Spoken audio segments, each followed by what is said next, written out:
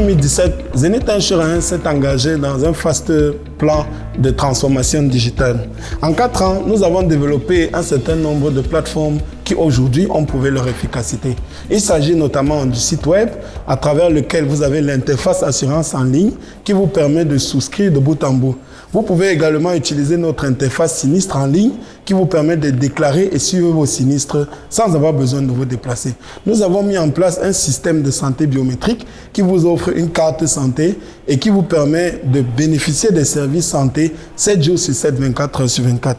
Il s'agissait tout au plus de mettre en place un programme de sensibilisation, de formation et de communication, notamment en ligne, qui vous permet de vous rapprocher de tout ce qui est domaine des assurances, de vous engager dans la maîtrise des risques, de vous engager dans la maîtrise des assurances. C'est dans ce cadre que nous avons lancé le programme Zenith Talks. Le programme Zenith Talks est un programme qui met en avant des personnalités influentes du secteur des assurances. Aujourd'hui, pour la première édition de Zenith Talks, nous accueillons Mr. Fonka Evaristos.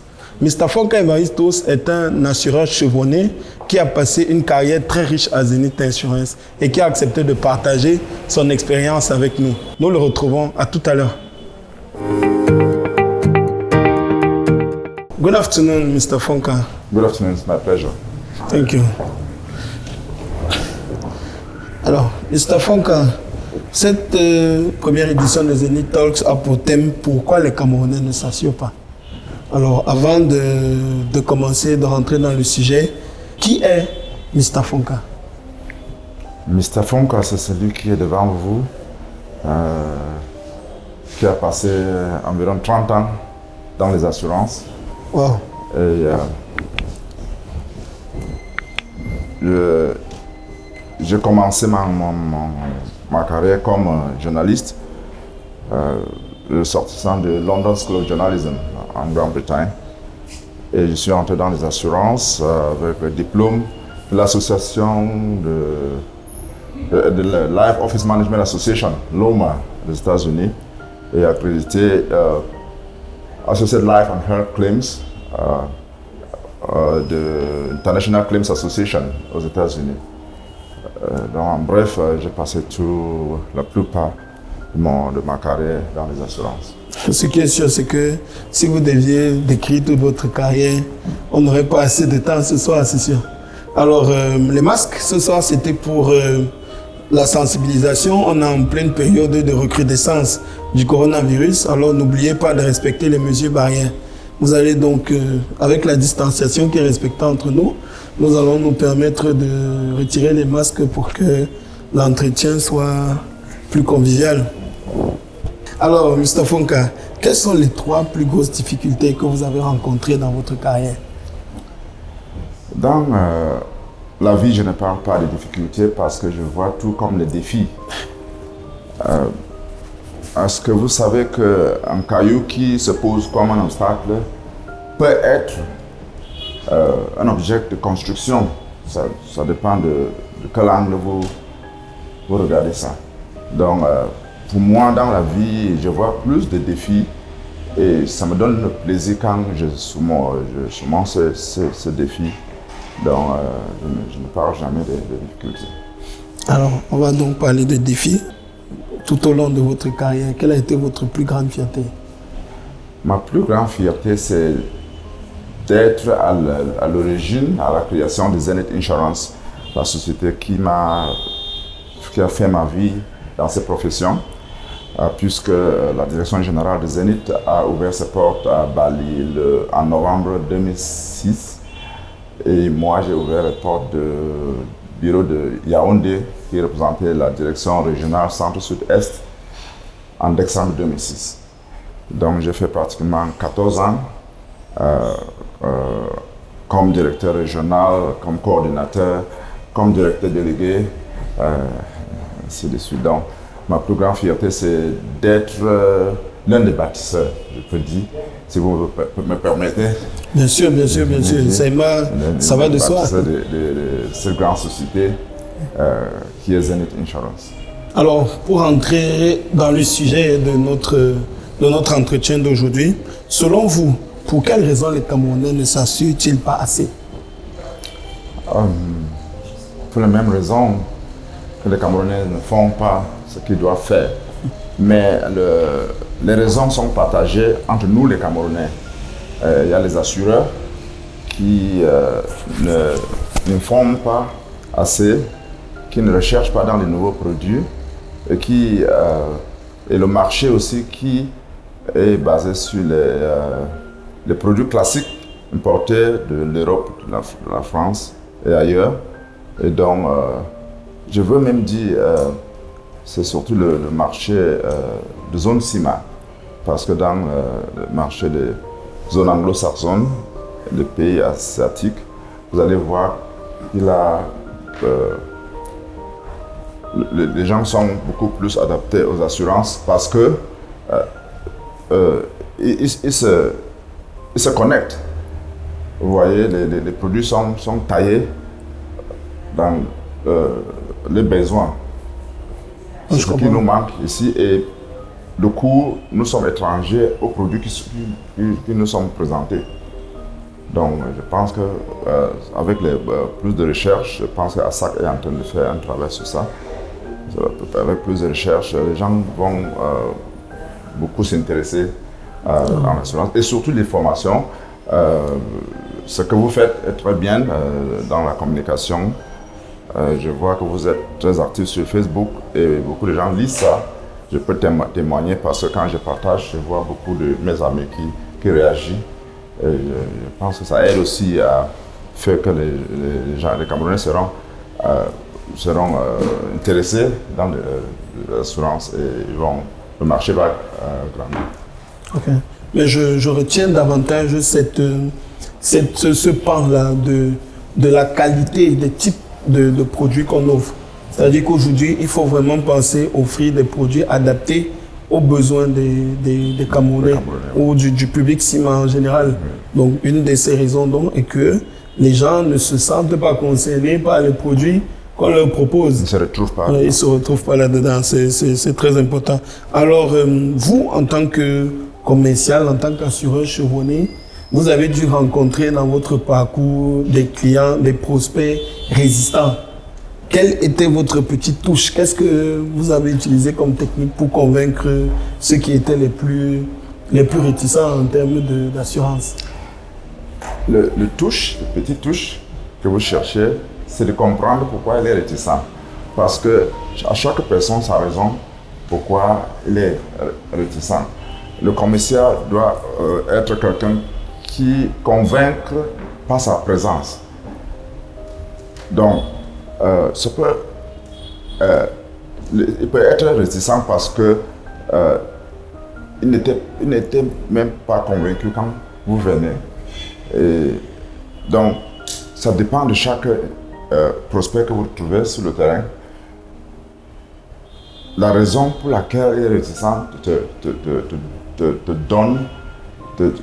donne l'opportunité de créer quelque chose pour lui convaincre avec. Donc, on ne peut pas avoir une petite touche particulière pour toutes les personnes qui sont réticentes. Oui, c'est vrai, parce qu'on dit que l'assurance, c'est un service pour lequel vous payez, mais vous ne souhaitez pas que ça arrive. C'est-à-dire que vous payez pour un service, mais vous ne souhaitez pas que ce service-là, on vous le rende. C'est pour ça que c'est très compliqué. Et vraiment, comme vous dites, il faut pouvoir comprendre quelle est la difficulté du prospect et le convaincre d'abord en tant que commercial.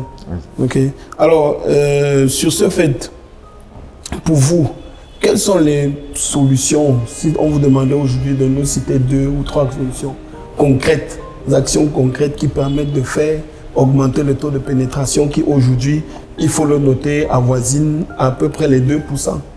Donc il y a 98% de population du Cameroun qui n'est pas assurée.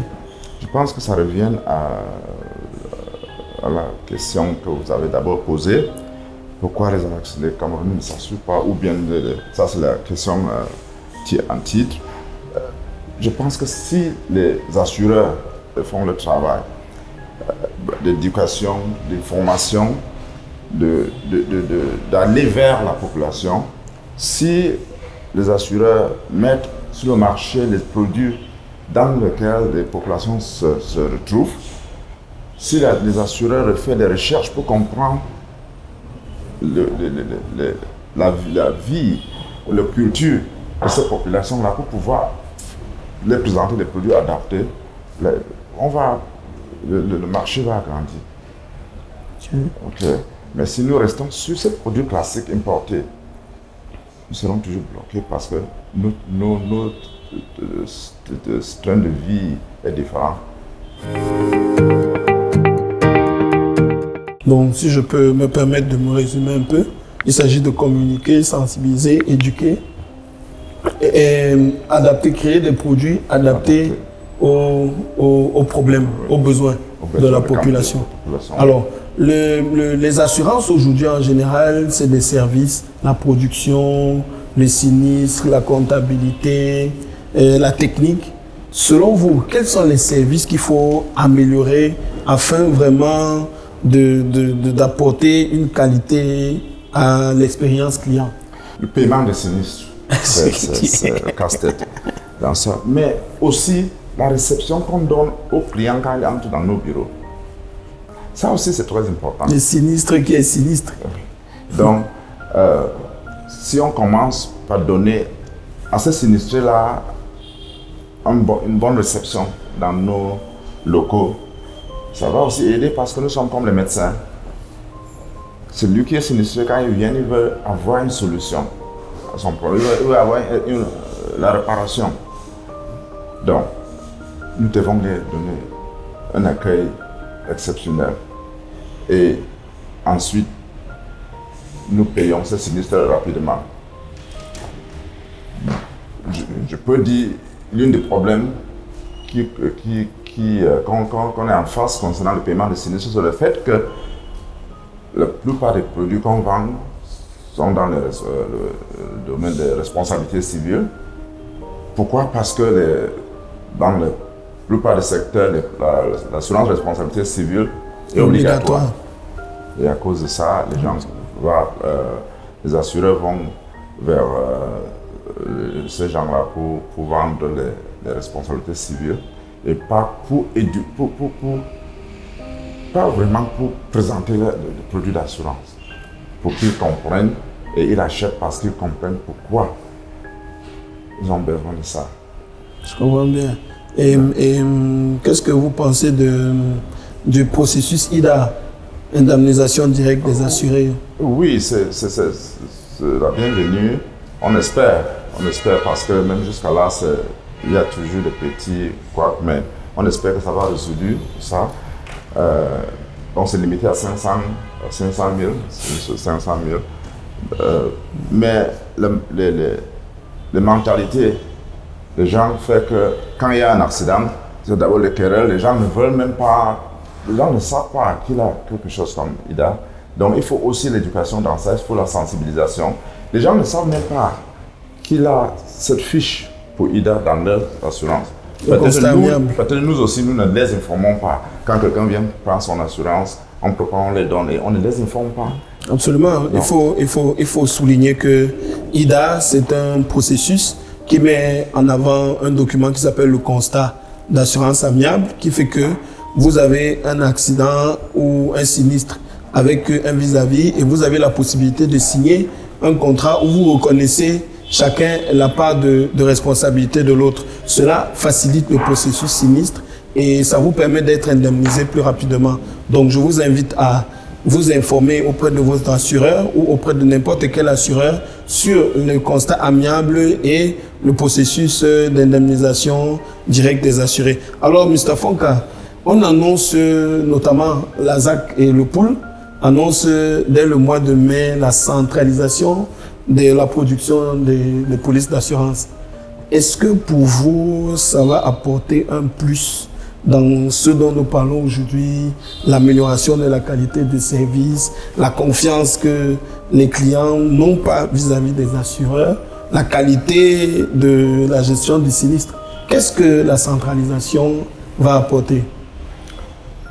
Voilà, ça c'est une option aussi qui a le bienvenu. Ce n'est pas seulement à SAC, mais le ministère, notre tutelle, est beaucoup pénétré dans ça. Ils ont beaucoup travaillé sur ça.